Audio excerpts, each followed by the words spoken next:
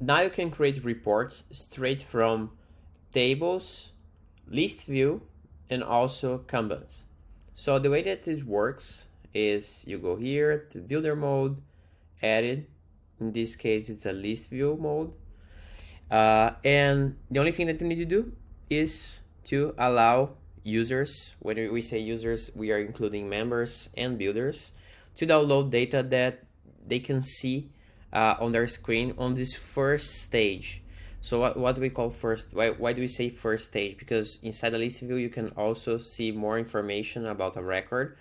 So the only fields that are going to be downloaded in this scenario are these fields here. Of course, buttons are not going to be downloaded because they will just have the same label, approve and decline, but you will have approval status, department, created by, and in this case also the label of the record. So here you have the title of each record.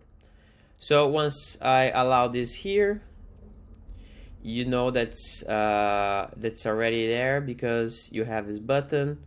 If you click here, you receive an email with a link to download a spreadsheet with this information. Another way to do this as well is using Kanbans now. So if I go here, same process, same switch. If I allow it here, it will always appear in the end of your Kanban. So in this case, it's here. If I click here, it will create a report with all this information that's showing here on the card. That's different from this information here. It's only information that you can actually see.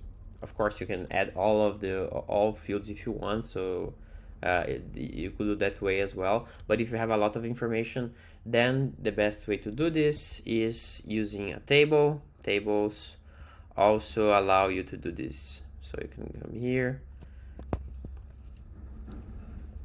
and save. Now you can also download this information from this table. So reports now you can share with your team, and also you can use different blocks from your apps to create CSVs. You can add filters here, and it will respect filters. So it's a really easy and intuitive way to extract information, or maybe to send information to other platforms if you want to do this through a CSV file.